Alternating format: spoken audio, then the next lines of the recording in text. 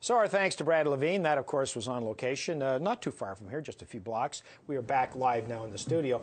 I'm sure an awful lot of Canadians have at least toyed with the idea that they could go to Ottawa and at least do as good a job as the MPs who are here already.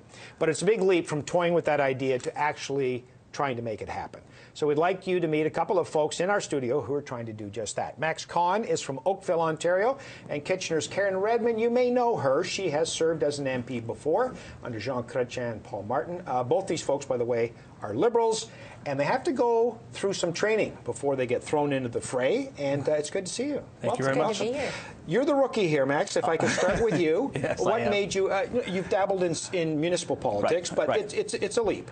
What made you decide to do Well, this? I mean, I was first elected in municipal politics in 2006, and I've been quite involved in the Oakville community. I got re-elected in October as city councillor. As city councillor, and it's just another venue. I mean, I've represented people at the local level. Now I can take their concerns, hopefully, from Oakville to Ottawa, and hopefully make a difference in our community. Now, is this you're doing this as a personal challenge, or are you doing this as a mission to change the world in which you live? You know what? It's not necessarily change the world. I mean, you can change, the lives of a few people, and for them, you've changed the world. So I think it's a bit of both. It's a personal challenge as well, and it also is to make a difference in my community. You were an MP. You were out of the business for a couple of years, and now you're coming back. Why would you do that? Didn't get enough? Well, because first of all, it's the best job in the world. I mean, who else goes to work every day and makes decisions that impact the quality of Canadians' lives, and then gets to come home and watch you on TV and watch the 6 o'clock news and see what happened that day? So it's a fabulous job. And I, too, started out in municipal politics. I started as a trustee, and then I was on City and Regional Council in the city of Kitchener for Waterloo Region. And I think by doing that, Dan, you get the journeyman work, and you also realize the profound improvement and impact you can have on people's lives. And I think that's what keeps us coming back. You were a Liberal in your first time I through am Ottawa. a Liberal. You are in nonpartisan politics at the moment as a city councillor, right. So you have options. You have chosen Liberals. I have chosen Liberals. And you did that because how do they speak to you? Well, you know what? It's not that I necessarily chose a Liberal, becoming a Liberal now. I've been a Liberal for years. And I think that they have loftier policies, loftier philosophies, and the goals that they're trying to achieve are not just national goals, but they're international goals. And I think we can make a difference on the international stage. And, I am bleeding Liberal, and I believe that we have a lot to contribute. So the big red tent, that's aptly named for yes, you. That's right. What are the challenges of being an MP? I think the work-life balance is always a challenge. You come to Ottawa and you get very immersed. Being out of the Helpful Ottawa when bubble. the kids are grown, huh? Well, you absolutely have to have a supportive husband or a wife. And we have 4 children who are grown now, but I used to buy my husband Mother's Day gifts because he became Mr. Mom when I came to Ottawa.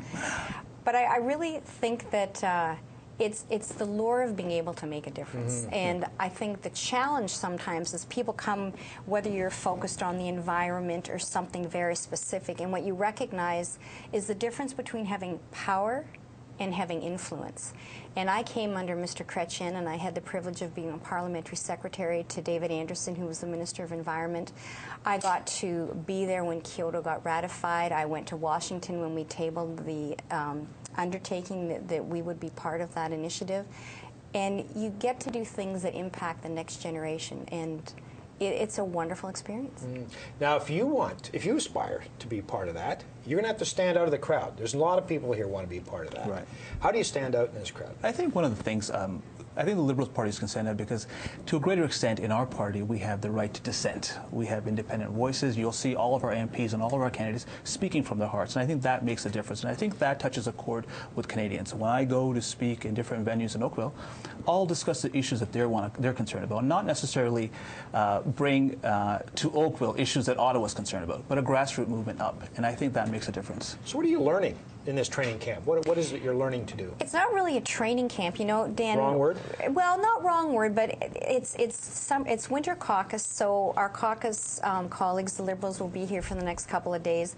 We have about 100 candidates. Some people, like Max and I, have been candidates for a year or more, and we have somebody in the room who I think's been a candidate for, nominated 4 days ago? Yep. So it's wonderful to feel part of a team. It's great to see the tools that the party has for us to use.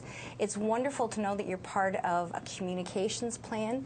So, and the leader came in, and I mean, it's just a very positive, great vibe. So it's really nice to come and feel renewed when you go back and start knocking on doors in your constituency. You share this feeling. Have you been impressed by the quality of people that you meet here and want to do stuff for Canada? I do, and it is a great opportunity to meet. You know, as you said, that with other candidates, some of them have been. The one gentleman that I was sitting beside had been involved for 7 elections, so you get to pick their brains about different campaign strategies. 7 elections. I won't say the name. Campaign strategies, marketing. Of course, they're every 2 years now. That's right. Anyone warn you about that? A little bit about social media, and we were discussing that off air. Also, we reviewed some of the relevant portions of the legislation, the Elections Canada Act, and I think that was very important. It was a good opportunity for us to come together and go forward with a strategy. Did anyone tell you when the election is going to be? I thought you got that memo. Yeah, actually, Dan, all we can do is tell you, and you may want to write this down, is that there will be an election. We just don't know when. Sooner or later. Karen Redmond, MaxCon, nice to see you. Thank you for having us. Thank you very much. Thank Thanks you. very much. Brian Mulrooney.